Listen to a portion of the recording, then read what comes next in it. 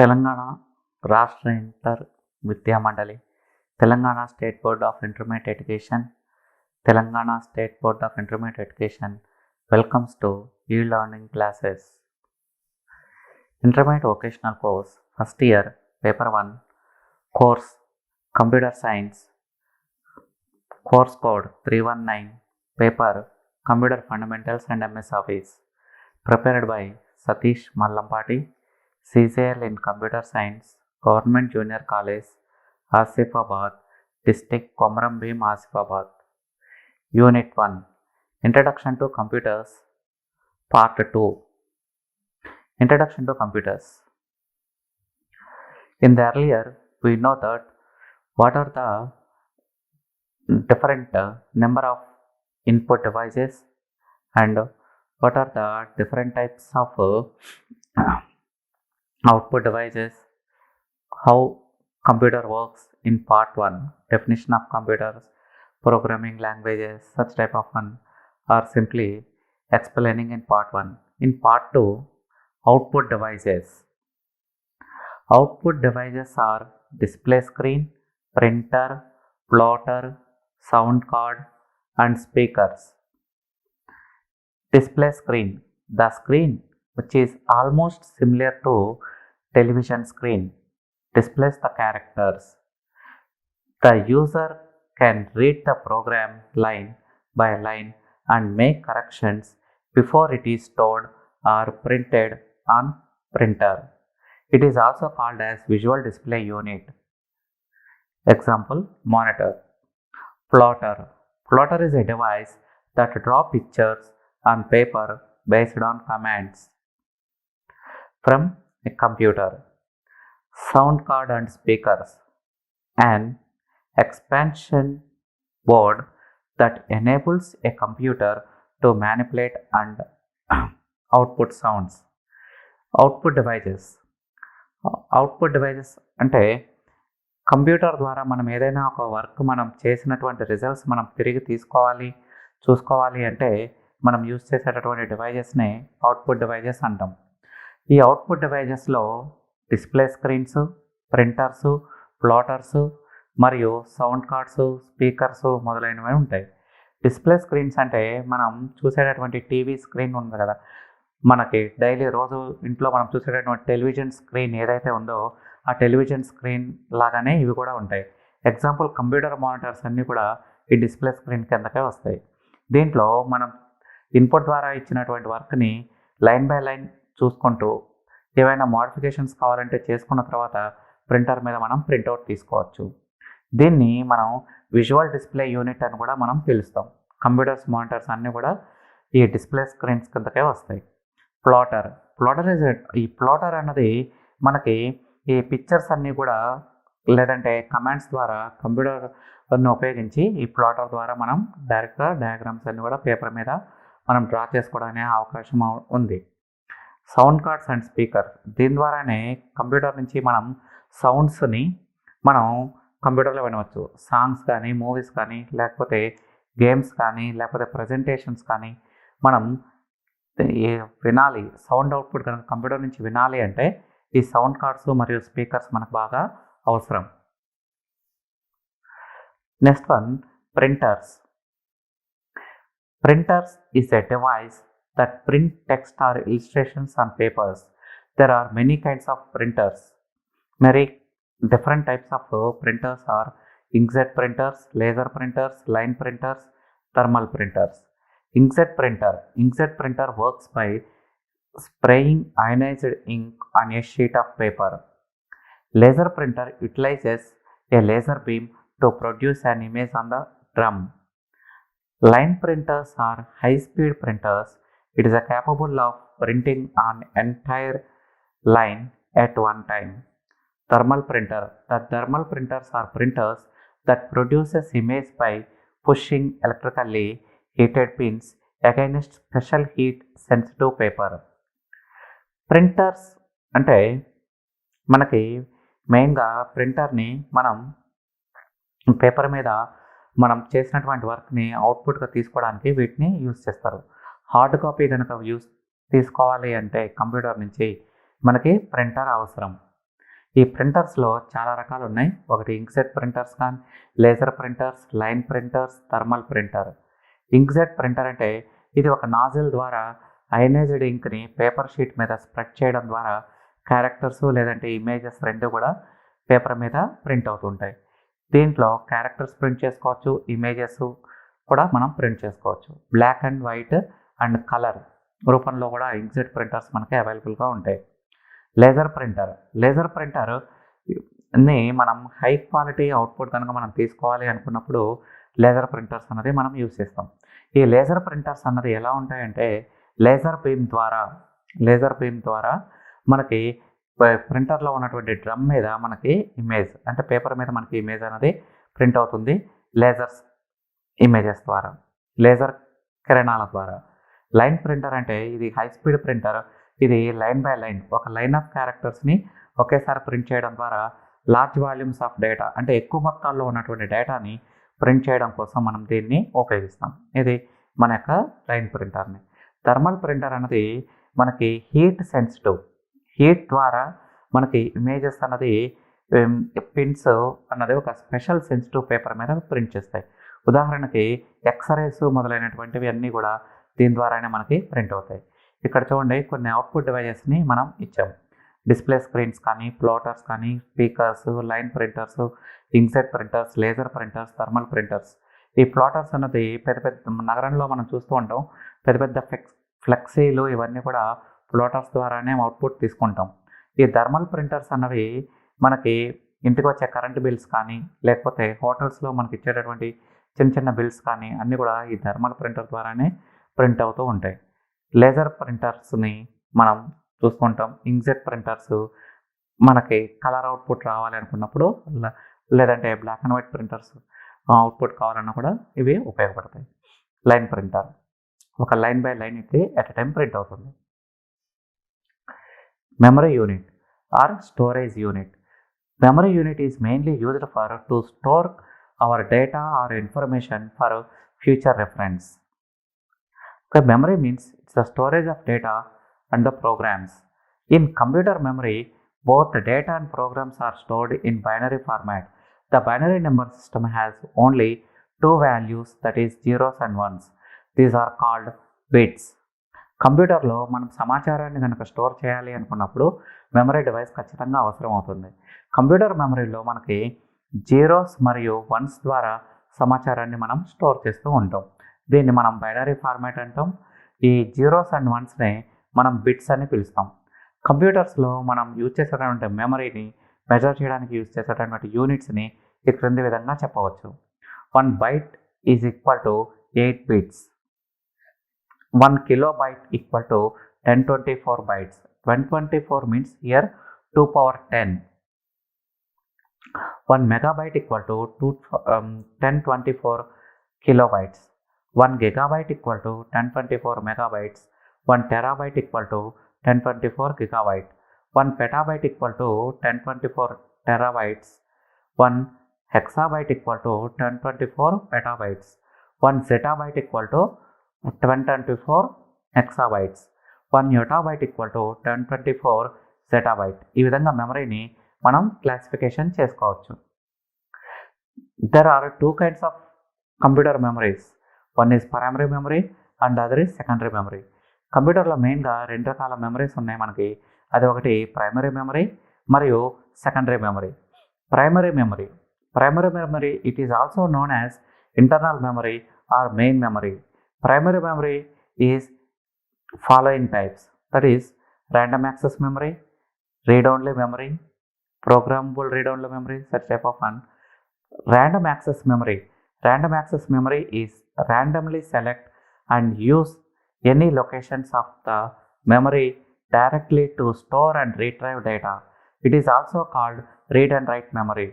The storage of data and illustrations inside the primary storage is temporary, so we can say that RAM is volatile memory. Read-only memory, ROM. Read-only memory, it is the ICs, integrated circuits inside the PC, that means personal computer, that form the RAM. The storage of programs and data in the RAM is permanent. The RAM stores some standard processing programs supplied by the manufacturer to operate the personal computer. ROM is non-volatile memory. Programmable read-only memory. Once the programs are written, it cannot be changed and remain intact even if power is switched off. Therefore, it is called as once the program is or instructions are written in PROM, that is programmable read-only memory, or ROM, cannot be erased or changed. Primary memory అనగా ఇది computer లోపల ఇంటర్నల్గా ఉంటుంది, అందుకే దీన్ని internal memory అని కూడా మనం దీన్ని పిలుస్తాం. ప్రైమరీ మెమరీని మెయిన్గా మనకి ఈ క్రింది రకాలుగా ఉంటాయి. Random access memory RAM, random access memory, ROM read only memory, మరియు PROM అంటే ప్రోగ్రామబుల్ రీడ్ ఓన్లీ మెమరీ. ఇంకా electrical erasable read only memory, such of memories are there. Okay, first of all random access memory. ఈ random access మెమరీలో మనకి ఏమవుతుందంటే random read and write both operations are performed. రెండు operations కూడా ఇక్కడ perform అవుతాయి. కాకపోతే డైరెక్ట్గా computer can store or retrieve data ర్యాండమ్గా మెమరీలో ఎక్కడైతే మనకి ఖాళీగా ఉంటుందో అక్కడే ఇన్ఫర్మేషన్ స్టోర్ చేసుకొని అదే ప్లేస్ నుంచి మరి మనకు కావాల్సి వచ్చినప్పుడు ఆ డేటాని రిట్రైవ్ చేస్తుంది. అందుకే దీన్ని రీడ్ అండ్ రైట్ మెమరీ అని కూడా మనం పిలుస్తాం. ద స్టోరేజ్ ఆఫ్ డేటా అంటే ఈ RAMలో స్టోర్ చేసుకున్నటువంటి ఈ డేటా అంతా కూడా టెంపరీగా ఉంటుంది. అంటే పవర్ ఆన్ అయినంతసేపు మాత్రమే దీంట్లో డేటా ఉంటుంది. పవర్ కనుక once you can simply switched off, power will switched off, or simply you are come out from computer, that is shut down your computer, you can store which type of information, all the information will be erased. So it is called as simply volatile memory. దీన్ని volatile memory అని కూడా పిలుస్తాం. Read only memory అంటే దీంట్లో ఉన్నటువంటి సమాచారాన్ని మనం చదువుకోవచ్చు, కానీ దీంట్లో ఉన్నటువంటి సమాచారాన్ని మనం ఏమీ కూడా చేంజ్ చేయడానికి లేదు. దీంట్లో మనం స్టోర్ చేసినటువంటి ఇన్ఫర్మేషన్ అంతా కూడా పర్మనెంట్గా ఉంటుంది. దీంట్లో స్టోర్ చేసేటటువంటి ఇన్స్ట్రక్షన్స్ కానీ ప్రోగ్రామ్స్ కానీ డైరెక్ట్గా మనకి కంప్యూటర్ మ్యానుఫ్యాక్చరర్ ఎవరైతే ఉన్నారో వాళ్ళు డిఫాల్ట్గా కంప్యూటర్ ఆపరేట్ కావడానికి కావాల్సినటువంటి ప్రోగ్రామ్స్ ఏవైతే ఉన్నాయో అవన్నీ కూడా ROMలోనే మనకి స్టోర్ చేస్తారు. దీన్ని నాన్ వాలటైల్ మెమరీ అంటారు. పవర్ స్విచ్ ఆఫ్ అయినా కూడా దీంట్లో ఉన్నటువంటి మెమరీ మనకి దీంట్లో ఉన్నటువంటి సమాచారాన్ని యూజ్ చేసుకోవచ్చు. Programmable read only memory. దీంట్లో ఒక్కసారి కనుక ప్రోగ్రామ్ మనం కనుక చేసాము అంటే దీంట్లో ఉన్నటువంటి సమాచారం మొత్తం మళ్ళీ సమాచారం రీడ్ ఓన్లీ కింద మారిపోతుంది. అంటే దాంట్లో ఉన్నది ఏమీ కూడా మనం చేంజ్ చేయలేం. అలాగే erasable programmable read only memory అని ఉంది, EPROM. Okay, information stored in EPROM can be erased by exposing it to ultraviolet light. The memory can be programmed using special programming facility. When the EPROM is used, information can be read. Electrically alterable programmable read-only memory, EAPROM. This stands for electrically alterable programmable read-only memory. This concept is same as EPROM, but erasing an existing information through electrically erasable. Cache memory. A small memory chip is attached between CPU and main memory, whose access time is very close to the processing speed of CPU. It is called cache memory. Registers. The CPU processes the data and instructions with a high speed between various units of the computer. So the computer uses a number of special memory units called register by the control unit. Electrically erasable programmable read only memory అనేటటువంటి దీని ద్వారా మనం ఇన్ఫర్మేషన్ని మనం ultraviolet రేస్ని expose చేయడం ద్వారా మనం దీంట్లో స్టోర్ చేస్తాం. వన్స్ కనుక దీన్ని కనుక చేస్తే ఇది మళ్ళీ రీడ్ ఓన్లీ కింద మారిపోతుంది. Next electrically alterable programmable read only memory. ఇది కూడా EPROM వల్లే పనిచేస్తుంది. క్యాచ్ మెమరీ అనేది CPUకి మెయిన్ మెమరీకి మధ్యలో ఉంటుంది. దీంట్లో ఎక్కువగా ఫ్రీక్వెంట్గా యూజ్ చేసేటటువంటి ప్రోగ్రామ్స్ అన్నీ కూడా దీంట్లో కనుక మనం స్టోర్ చేసుకుంటే మనం ప్రాసెసింగ్ అన్నది చాలా ఫాస్ట్గా మనం డేటాని గ్యాదర్ చేసుకోవడానికి ఉంటుంది. అంటే కంప్యూటర్ అన్నది ఫాస్ట్గా మనకి వర్క్ అవుతూ ఉంటుంది. ఇన్ఫర్మేషన్ అన్నది రిట్రైవ్ కానీ స్టోర్ కానీ చాలా ఫాస్ట్గా చేసుకోవచ్చు. రిజిస్టర్స్ ఇవి హై స్పీడ్ యూనిట్స్ లాగా కంప్యూటర్స్లో మనం ఇన్ఫర్మేషన్ స్టోర్ చేస్తే, రిజిస్టర్స్లో కనుక స్టోర్ చేస్తే చాలా ఫాస్ట్గా వర్క్ అవుతూ ఉంటుంది. Secondary storage memory or auxiliary storage memory. It is the necessary to store hundreds of millions of bytes of data for the CPU to process. Therefore, additional memory is required in all the computer systems. The memory is called auxiliary memory or secondary storage memories. Types of secondary storage memory. Magnetic tape. Magnetic tapes are used for large computers like mainframe computers, where large volumes of data is stored for longer time. Magnetic disc. You might have seen the gramophone record, which is circulars like disc and coated with magnetic materials. Magnetic discs used in a computers are made on the same principle. కంప్యూటర్లో secondary storage devices అని ఉంటాయి. దీన్నే auxiliary storage devices అని కూడా మనం పిలుస్తాం. దీంట్లో large volumes ఎక్కువ మొత్తాల్లో ఉన్నటువంటి డేటాని పర్మనెంట్గా ఎక్కువ కాలం మనకు నిల్వ చేసుకోవాలి అనుకుంటే మనం సెకండరీ స్టోరేజ్ డివైజెస్ని యూజ్ చేసుకుంటాం. దీంట్లో మ్యాగ్నెటిక్ టేప్స్ అని ఉన్నాయి. ఈ మ్యాగ్నెటిక్ టేప్స్ అన్నవి ఎక్కువ మొత్తం లార్జ్ వాల్యూమ్స్ ఆఫ్ డేటాని స్టోర్ చేసుకోవడానికి యూజ్ చేస్తాం. ఎక్కువగా దీన్ని మెయిన్ ఫ్రేమ్ కంప్యూటర్స్లో యూజ్ చేస్తారు. మ్యాగ్నెటిక్ డిస్క్ అని ఉంది. ఇది మనం చిన్నప్పుడు పాటలు వినేటటువంటి గ్రామ్ఫోన్ రికార్డులో ఒక సర్క్యులర్ డిస్క్ ఉంటుంది కదా, ఆ సర్క్యులర్ డిస్క్లోనే మనం మ్యాగ్నెటిక్ మెటీరియల్తో ఇన్ఫర్మేషన్ని దాని మీద మనం కోట్ చేస్తూ ఉంటారు. అదే ప్రిన్సిపల్ని ఇక్కడ ఉపయోగించి అదే సూత్రం ప్రకారం మ్యాగ్నెటిక్ డిస్క్ కూడా మనకి వర్క్ అవుతూ ఉంటుంది. Next one, floppy disk. It is similar to magnetic disk. The floppy is a low cost device particularly suitable for personal computer system. Optical disk. With every applications and software, there is a greater demand for memory capacity. It is the necessity to store large volumes of data that has led to development optical storage medium. Example, CD-ROM drive, DVD drive. Next one, flash drive.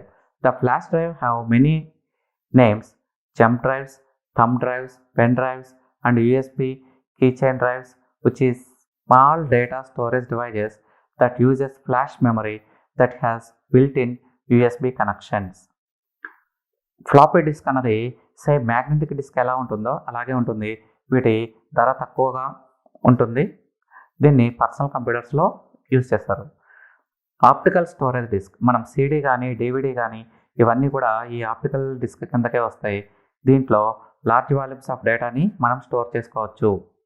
Flash drive అన్నది మనం use చేసేటటువంటి pen drives ఉంటాయి.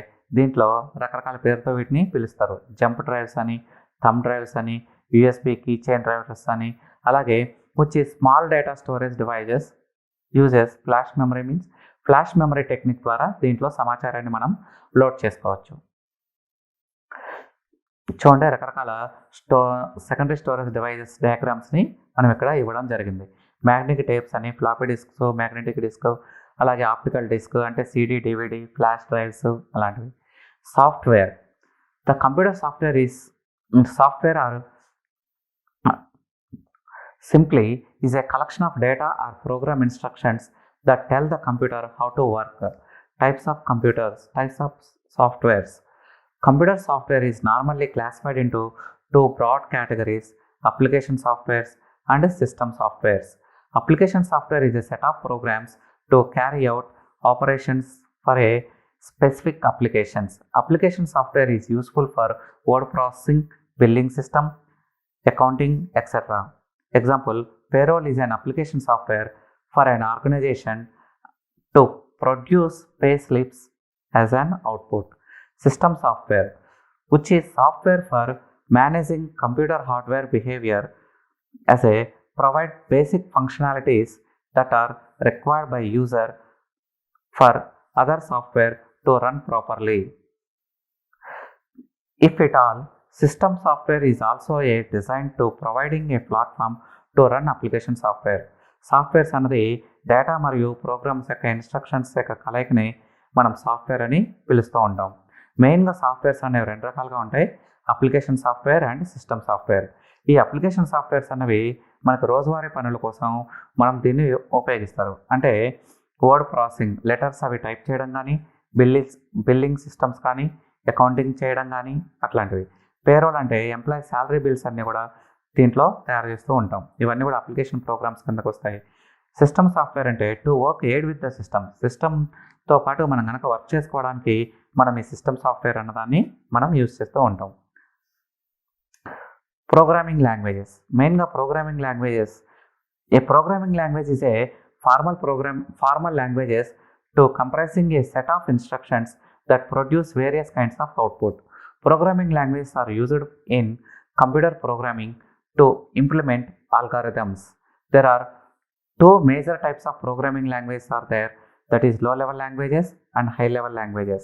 Low level programming language is a programming language that provides a little or no abstraction for a computer instructions, a set of architecture commands or functions in the language map closely processor instructions.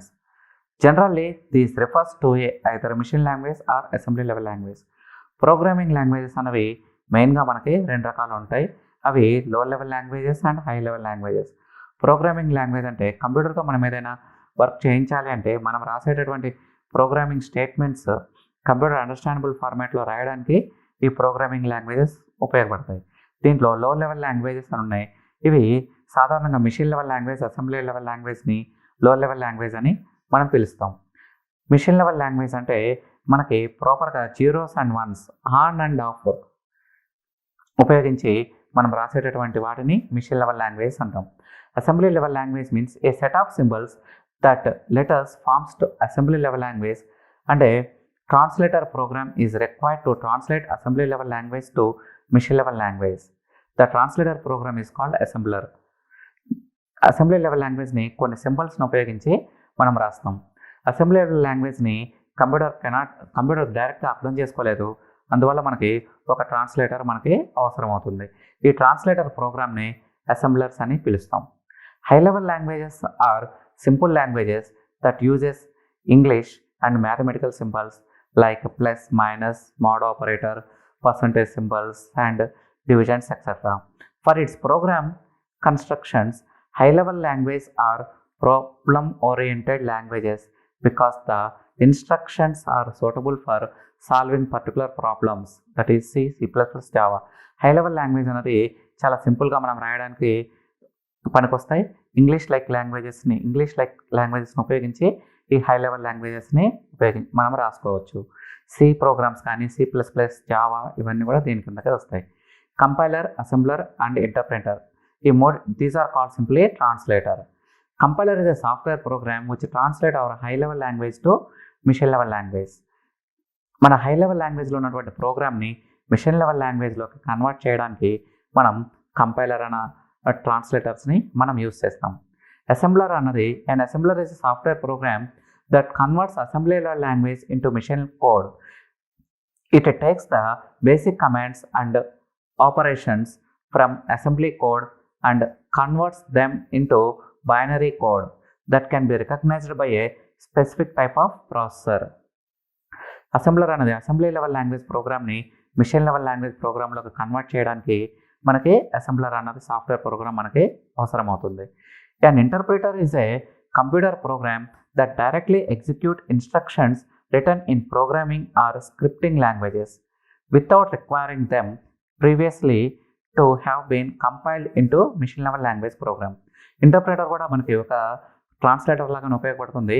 ఇది high level లాంగ్వేజెస్ని లేదంటే scripting లాంగ్వేజెస్ని మనకి లో level లాంగ్వేజ్లోకి మార్చడానికి ఇదే ఉపయోగిస్తాం. Virus. A virus is a program that replicates itself. It spreads by making copies of itself on a computer by inserting computer code into program or operating system files. Viruses does not always damage files or computers, but they usually affect computer performance and stability. కంప్యూటర్స్లో virus అన్నది మనకి సాధారణంగా మనం వినేటటువంటి మాట. ఇది కంప్యూటర్లో spread అయిపోయి thousands of copies అవన్నీ కూడా కాపీ అయిపోయి కంప్యూటర్ యొక్క పర్ఫార్మెన్స్ని తగ్గిస్తూ ఉంటాయి. సాధారణంగా ఇది ఎప్పుడు కూడా అంటే అన్నిసార్లు వైరస్ అనేవి కంప్యూటర్స్ని డ్యామేజ్ చేయదు, అలాగే ఫైల్స్ని కానీ కంప్యూటర్స్ని కానీ డ్యామేజ్ చేయదు. బట్ వాటి యొక్క పర్ఫార్మెన్స్ని మీద ఇది ప్రభావాన్ని చూపిస్తుంది. వైరస్లోని రకాలు, types of viruses. Warm virus, an unwanted computer program that duplicates itself across a computer network. It uses up network storage space and resources and can interfere with ability of network functions at all. Most worms begin as email attachments that infect a computer that they are opened. ఈ worms అన్నవి మనకి ఇన్ఫర్మేషన్ని duplicate చేయడం ద్వారా computer యొక్క network మీద వీటి యొక్క ప్రభావం అన్నది మనకు చూపిస్తుంది. దీనివల్ల నెట్వర్క్లో స్టోరేజ్ స్పేస్ అన్నది మనకు తగ్గిపోతూ ఉంటుంది. అలాగే మనకి నెట్వర్క్ యొక్క ఫంక్షన్స్ మీద కూడా దీని ప్రభావం అన్నది మనకి ఉంటుంది. సాధారణంగా ఇది ఈమెయిల్ యొక్క అటాచ్మెంట్స్ ద్వారా ఇవి మనకి వస్తాయి. A Trojan horse is a malicious software program that hides inside other programs. It enters a computer hidden inside legitimate programs such as screensavers. It then puts code into the operating system which enables a hacker to access the infected computer. Trojan horse do not usually spread by themselves. They are spread by viruses, worms and download software. Trojan horse అన్నది కూడా ఒక వైరస్లో ఉన్నటువంటి malicious ప్రోగ్రామే. ఇది వేరే ప్రోగ్రామ్స్తో కలిసి వస్తాయి. ఇది computer లోపలే ఉండి కంప్యూటర్ యొక్క ప్రోగ్రామ్స్ మీద మనకి ప్రభావాన్ని చూపిస్తూ ఉంటుంది. ఇది యూజువల్గా మనకి ఎఫెక్ట్ కాదు. ఇది మిగతా వామ్స్ వైరస్తో కానీ లేకపోతే ఏదైనా సాఫ్ట్వేర్ని డౌన్లోడ్ చేసుకున్నప్పుడు మాత్రమే మనకి ఇది వస్తుంది. బ్లెండెడ్ థ్రెడ్ కూడా ఇది కూడా ఒక రకమైనటువంటి వైరస్ ప్రోగ్రామే, malicious program. It is selection above. Blended threads are often begin when someone interacts with viruses. The virus automatically propagates using worm behavior and installs Trojan horse on infected computer. ఈ blended thread కూడా మనకి virus ప్రోగ్రామే. ఇది కూడా computer యొక్క ప్రోగ్రామ్ని తగ్గిస్తూ computer యొక్క సామర్థ్యాన్ని తగ్గిస్తూ ఉంటుంది. Number system. The data representation of computer consists of alphabets, numericals, special symbols in our daily life. We use decimal system whereas computer use only binary system. But there are 4 types of number systems are there.